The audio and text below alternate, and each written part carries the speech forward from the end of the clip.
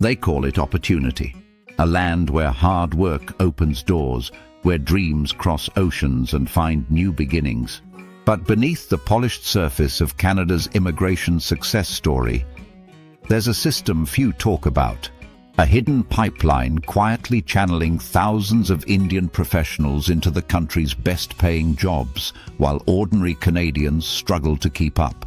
Tonight, we trace that invisible line from New Delhi to Toronto, revealing how policy, profit, and quiet partnerships transformed Canada's workforce forever. Chapter 1. The Hidden Route.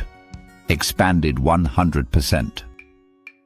Every year, hundreds of thousands of hopefuls submit their applications to Canada's immigration system, drawn by glossy marketing and success stories of new beginnings. Yet behind those numbers lies a highly selective mechanism that quietly filters who succeeds and who waits in limbo. While many around the world imagine Canada as an open door for all, the reality is that a disproportionate share of approvals go to applicants from India, not by chance, but by design. Educational equivalencies, English fluency, and pre-existing institutional ties give Indian candidates an automatic advantage, creating an ecosystem of recruiters, consultants, and college agents who know exactly how to feed the system what it wants to see. This network forms what insiders call the pipeline. It is not a back door, but a carefully engineered corridor of opportunity that runs parallel to official immigration channels. The journey often begins years before anyone boards a plane. Families in Hyderabad, Bangalore, or Chandigarh invest in preparatory schools that tailor resumes, teach Canadian workplace culture, and coach applicants to pass English proficiency exams. Once admitted into a Canadian college or employer-linked training program, their placement into the workforce becomes almost inevitable. By the time a work permit is issued, most candidates already know the company, the role, and even the city where they'll settle. In 2013, approximately 30,000 Indians received permanent residency in Canada. Within a decade, that number multiplied nearly five-fold, crossing 140,000 per year. The growth wasn't accidental. It mirrored deliberate bilateral policies encouraging educational exchange, technology partnerships, and targeted labor mobility. No other nation saw such an exponential climb. Behind every approval letter lies a data-driven system that weighs age, language, and education. Three categories where Indian professionals consistently score at the top. Recruitment agencies have evolved into multinational operations with branches in Toronto, Vancouver, and multiple Indian metros. They aren't simply job brokers, they are architects of an international labor supply chain. Their consultants translate Canadian job descriptions into tailored resumes, fabricate mock interviews to match Canadian expectations, and even manage housing and transportation once the worker arrives. For every successful placement, commissions flow in both directions, binding Canadian employers and Indian recruiters in long-term, mutually beneficial contracts. Canadian colleges now stand as key entry points in this system. Over 60% of international enrollments in some Ontario institutions come from India. Colleges that once struggled for funding now rely on these students to keep campuses running. With tuition rates triple or quadruple domestic fees, the incentive is obvious. Yet the academic journey is often just a stepping stone. Many programs are designed less for intellectual enrichment and more as conduits to work permits, guaranteeing eligibility for postgraduate employment and permanent residency within years. From the government's vantage point, the outcome looks positive. Labor shortages shrink on paper, the GDP per capita receives a short-term bump, and immigration statistics paint a picture of inclusivity and growth. The system appears efficient, too efficient. For every vacancy filled by a new arrival, another Canadian graduate may find the path blocked by someone who has already been pre-screened abroad. To policymakers, that substitution is invisible. To job seekers, it feels like displacement wrapped in diversity. What appears spontaneous is in fact synchronized. Each visa category, each scholarship, each bilateral agreement aligns toward one outcome: maintaining a steady influx of work-ready migrants who cost less to train and integrate. Economic models reward this efficiency. Political talking points celebrate multiculturalism. Yet few pause to ask who profits most. The more Canada outsources its talent development, the less incentive it has to reform its own education or training systems. The pipeline becomes self-perpetuating, feeding on the gaps it creates. This hidden route has been decades in the making. What began as small academic partnerships evolved into a continental labor highway, connecting Indian campuses to Canadian corporations. Quietly, Canada's workforce model shifted from cultivation to importation. The narrative of opportunity still rings true, but for many citizens watching opportunities evaporate, the dream now feels owned by someone else. As we continue, we'll see how this engineered dependency didn't emerge overnight. It was built, tested and refined until it became the backbone of Canada's modern labour economy. Chapter 2. How the pipeline works. Expanded 100%. Long before a single plane lands in Toronto or Vancouver, the story begins thousands of kilometers away in Indian cities humming with coaching centers and visa consultants. Billboards line crowded streets in Chandigarh and Hyderabad, promising study in Canada, pathway to PR. These aren't empty slogans, they're business models.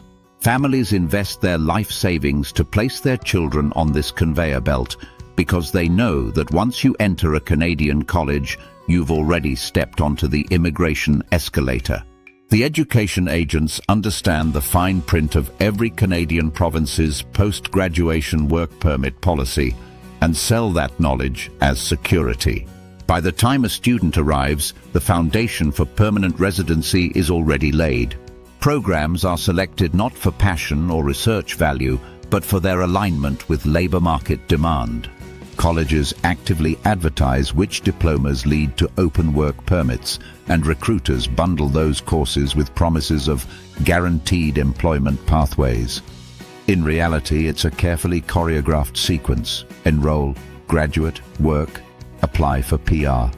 Within 3 years, many newcomers move from classroom to corporate payroll without ever competing against domestic applicants.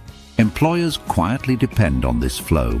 A graduate who arrives through this route is work-ready, speaks English, and will accept an entry salary 10 to 15% below a Canadian counterpart's expectation. For tech firms squeezed by rising costs, that's irresistible. A steady stream of pre-vetted candidates arrives each semester, removing the need for expensive recruitment campaigns or union negotiations. Over time, entire HR departments have built recruitment calendars around international graduation cycles. The government mechanism meant to protect local labour, the Labour Market Impact Assessment, was once a sturdy gate. Today it's more like an unlocked turnstile. Through high-wage exemptions and the International Mobility Programme, thousands of positions are approved without ever proving that Canadians weren't available. Paperwork that should have taken months is processed in days because employers use pre-approved global hiring streams. The intention was flexibility. The result is circumvention. Nowhere is this clearer than in the technology sector. Job postings often seem custom-written for Indian resumes. Specific programming languages, frameworks, and educational backgrounds prevalent in Indian institutes. Hiring managers admit, off record, that they receive applicants from Canadian universities too, but the overseas candidates already tick every bureaucratic box. The interview becomes formality. The decision is predetermined by the system's design. Outside white-collar offices, the trucking and logistics industry has become another branch of the pipeline. Recruiters in Punjab and Haryana advertise Canadian truck driver programs that include road test preparation and visa documentation. By the time these drivers arrive, they possess Canadian standard licenses, safety certificates, and even arranged accommodation. It's efficient, and it's reshaping the demographic landscape of entire transport corridors across Ontario and Alberta. Add to this the chain migration effect. Spouses of skilled workers receive open work permits. Dependents can study at domestic tuition rates. Families arrive together, strengthening community networks that in turn guide the next wave of applicants. The process, once individual, becomes generational, a self-sustaining feedback loop where newcomers mentor newcomers and the system no longer needs Canadian intermediaries at all. Behind the glossy rhetoric of diversity and innovation lies a logistical masterpiece, a workforce supply chain that begins in Indian classrooms and ends in Canadian boardrooms. It's legal, efficient, and politically unassailable. Yet every year it widens the gap between imported readiness and homegrown opportunity. What began as help for a labor shortage has evolved into dependency disguised as success. Chapter 3. The Canadian Consequence, expanded 100%. Across Canada, ordinary citizens sense that something fundamental has shifted. University graduates with honours degrees queue for entry-level jobs, while industries boast record employment numbers. The contradiction confuses many. If there are so many jobs, why do so many young Canadians feel locked out? The answer lies in the invisible arithmetic of replacement. Where one immigrant's arrival satisfies a vacancy, that statistics will still list as new job created. Official data celebrates low unemployment, but those figures hide underemployment. A marketing graduate stocking shelves, a teacher driving for a rideshare app. These cases rarely appear in reports. Meanwhile, the incoming pipeline fills the very roles that would have offered Canadians a foothold in their careers. For policymakers, it's proof of a healthy labour market. For citizens, it's the slow erosion of upward mobility. Wages tell the same story. Over the last decade, salary growth in entry-level professional positions has flattened, even as productivity climbs. Economists call it wage compression, when an influx of equally qualified workers keeps pay from rising. What feels like fairness on paper, immigrants earning almost as much as locals, actually conceals stagnation for everyone. Employers save, inflation rises, and disposable income shrinks. Housing amplifies the pressure. Regions with the highest influx of new workers, Brampton, Surrey, parts of Mississauga, have seen rent and home prices double within 10 years. Entire neighbourhoods transform almost overnight. Builders can't keep up. Municipalities face infrastructure strain, and long-time residents feel priced out of their own cities. Yet the national narrative frames it as proof of economic vibrancy rather than imbalance. Credential mismatch adds another layer. Many job ads now require experience or qualifications aligned with global certifications, more common in India than in Canadian colleges. Domestic graduates, unfamiliar with those benchmarks, find themselves underqualified in their own market. Training programs meant to close that gap receive limited funding compared with immigration initiatives that import the skill ready-made. Public institutions are also adapting in ways that disadvantage locals. Diversity and inclusion mandates, though well-intentioned, often merge with economic necessity. Government departments fill urgent vacancies through expedited international hiring. The bureaucracy gains efficiency metrics, but domestic applicants lose another lane of access to public sector stability. Socially, a quiet resentment brews. Canadians who championed multiculturalism now wrestle with frustration as living costs soar and job security declines. On social media, that frustration sometimes mutates into hostility, pitting communities against one another. Lost in the noise is the truth that both sides, locals and newcomers, are reacting to the same structural dependency created by policy, not by people.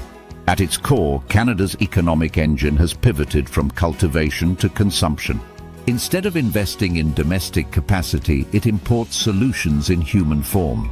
The short-term numbers shine, GDP up, employment up, but beneath those indicators lies fragility. When a nation outsources its future workforce, it risks losing control of its own destiny. Unless Canada recalibrates soon, the success story could become a cautionary tale. Chapter 4. India's strategic win, expanded 100%.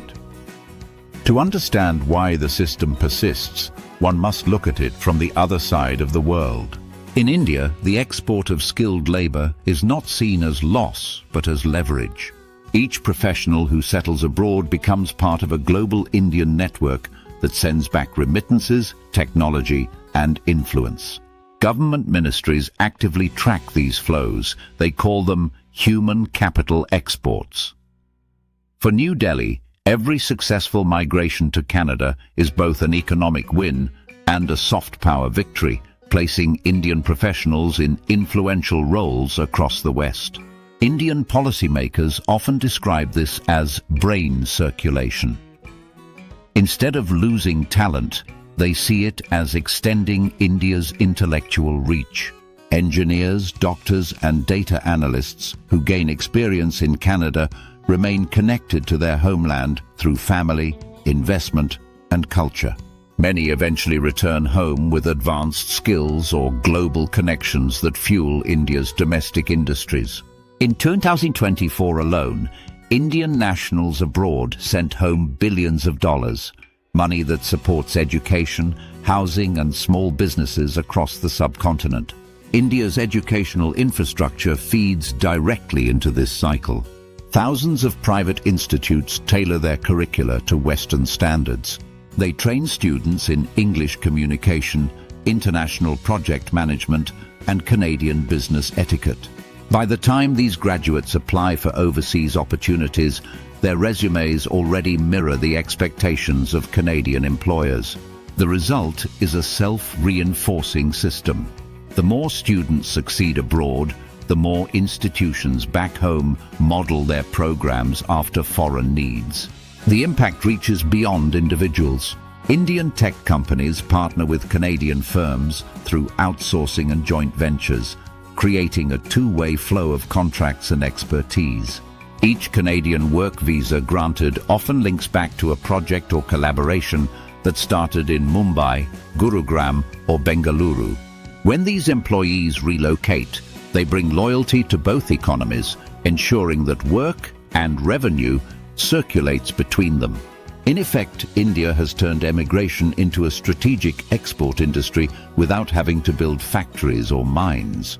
For Indian professionals, the benefits are tangible: better wages, safer environments, and faster career growth.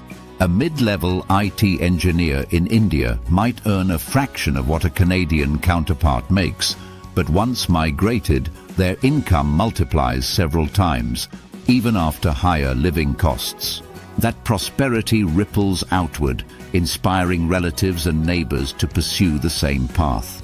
Migration becomes not merely an option, but a generational ambition. Parents groom children from adolescence for global mobility. For Canada, this partnership looks ideal. The country gains a constant influx of skilled English-speaking workers who integrate easily and contribute taxes from day one. But beneath the convenience lies risk: overdependence. When an entire sector's talent pool originates largely from one country, any diplomatic dispute or visa restriction can trigger labor shortages overnight. In recent years, even small political tensions between Ottawa and New Delhi have caused anxiety among employers reliant on Indian recruits. This dependency extends into trade and education.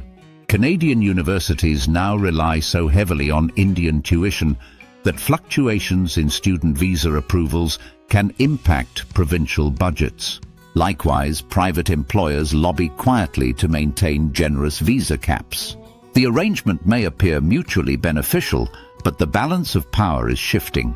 The more Canada needs India's workers, the stronger India's negotiating position becomes in future agreements. Ultimately, this is the hallmark of 21st century diplomacy: influence through people. India exports not only goods but its human potential, embedding its presence inside foreign economies. For Canada, that presence is indispensable. For India, it is a long-term strategy paying off spectacularly. What began as individuals chasing opportunity has evolved into a national enterprise shaping two economies at once. Chapter 5: The Politics of Silence. Expanded 100%. If the system is so visible, why isn't anyone in power confronting it? The answer lies in politics, quiet, careful and calculated. Immigration policy in Canada touches every voter's identity, making it a minefield for politicians. To question the structure is to risk being labeled anti-immigrant. To reform it is to anger business leaders and universities that depend on it. The result is a rare bipartisan agreement of silence. Both left and right keep the topic at arm's length while reaping its economic and electoral rewards. Major parties, regardless of ideology, draw support from immigrant-dense ridings across Ontario and British Columbia. Campaign strategists know that appearing hostile to new Canadians can cost crucial seats. So, speeches focus on compassion, diversity and inclusion. Words that play well on television but seldom address the deeper economic mechanics of the immigration machine. Behind closed doors, party insiders privately admit that reform would be political suicide. Corporate influence adds another layer. Canada's largest industries, from banking to agriculture, rely on imported labor to stay profitable. Executives meet regularly with ministers to ensure that visa streams remain flexible. Donations flow to both major parties, ensuring no one bites the hand that funds them. For every public announcement of support for domestic job creation, there's a private briefing assuring businesses that their global recruitment channels will remain untouched. Within the bureaucracy, many civil servants recognize the distortion. Internal audits occasionally flag that temporary work programs are filling permanent needs, effectively bypassing Canadian job seekers. Yet their reports rarely reach the public. Recommendations are buried under layers of procedural language, or they surface quietly after election seasons when public attention drifts elsewhere. The cycle repeats because accountability has no constituency willing to champion it. Diplomatic considerations further discourage change. India ranks among Canada's top trading and education partners. Any attempt to slow the flow of workers could jeopardize multi-billion-dollar relationships. When tensions arise, such as disputes over visas or political statements, both governments tread carefully to avoid disrupting this lucrative human corridor. For Ottawa, stability outweighs sovereignty in the calculation. The media landscape amplifies this restraint. Mainstream outlets often avoid deep dives into the subject for fear of fueling xenophobia or backlash. Editors prefer uplifting immigrant success stories to uncomfortable examinations of structural dependency. Investigative journalists who do attempt it face limited data access and limited funding, leaving most coverage superficial. The silence becomes self-sustaining.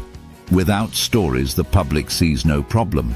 Without public concern, politicians feel no pressure to act. Culturally, this silence fits Canada's self-image. The nation prides itself on politeness, moderation, and inclusion. Acknowledging that inclusivity has been monetized, turned into an economic instrument, would challenge a core national myth. It's easier to believe the story of benevolent openness than to confront the profit motives behind it. Thus, the rhetoric of compassion continues, shielding policy from scrutiny. And so, year after year, the arrangement endures.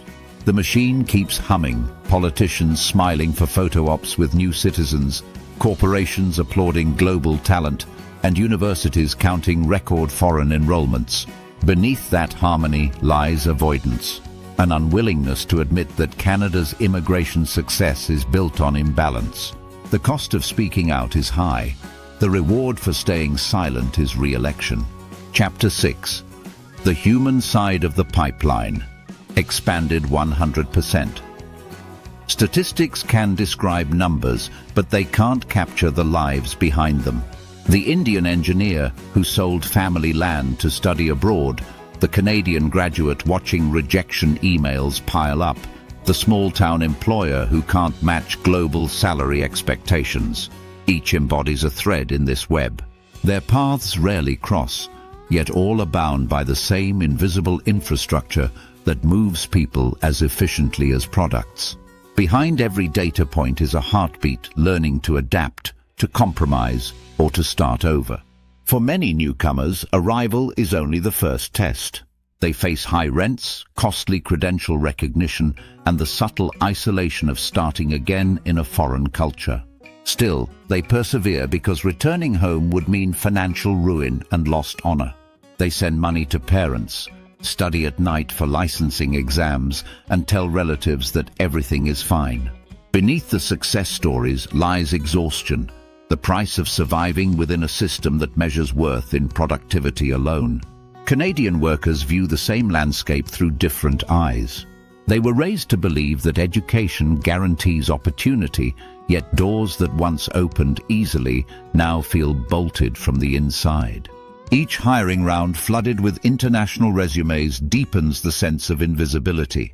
When frustration grows, it often turns toward the most visible newcomers rather than the unseen policies that shape the competition.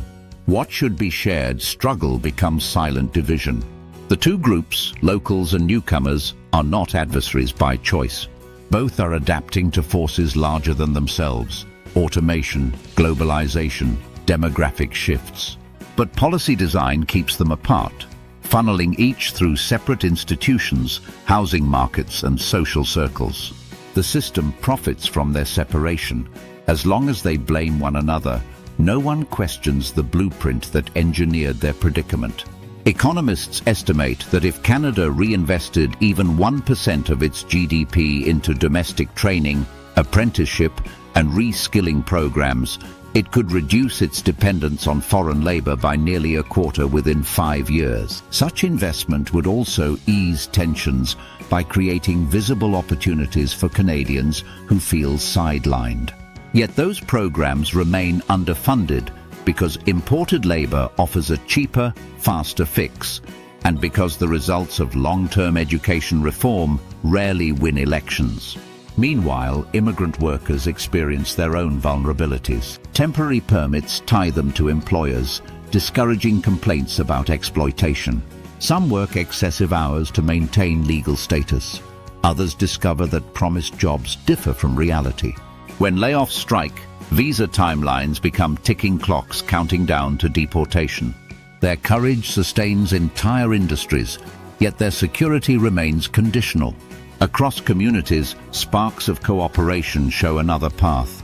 Local unions partner with newcomer associations to share safety training. Mentorship programs pair retired Canadian professionals with new arrivals in similar fields. These small bridges demonstrate what genuine integration looks like: collaboration instead of competition. Each success story proves that balance is possible when policy supports it. The human side of the pipeline is therefore not tragedy, but potential. Beneath resentment lies empathy waiting to be unlocked by honest dialogue and equitable reform. If Canada recognizes that both its citizens and its immigrants are victims of the same economic logic, it can turn a system of silent substitution into one of shared growth. The first step is acknowledging the people hidden behind the paperwork. Chapter 7: Redefining Canada's Future, expanded 100%. Canada stands at a defining moment. The country can continue importing ready-made labor until the domestic workforce becomes an afterthought, or it can rebuild confidence in its own capacity to train, innovate, and compete. The choice will shape not only the economy but the national identity itself, whether Canada remains a land that cultivates opportunity or one that rents it from abroad. Current immigration mechanisms were never designed to shoulder the nation's entire growth strategy. They were meant to complement domestic talent, not replace it. Yet political convenience turned a temporary instrument into permanent policy. Re-establishing balance does not mean closing borders. It means planning for sustainable intake levels, transparent quotas by sector, and genuine investment in Canadian education so that young people are not spectators in their own economy. Reform also requires clearer separation between humanitarian and economic streams. When every immigration debate merges compassion with corporate need, facts drown in emotion. A transparent system where citizens understand how many workers are required, in which fields and for how long, would restore trust. Openness should mean honesty, not opacity wrapped in virtue. The choice is stark but hopeful.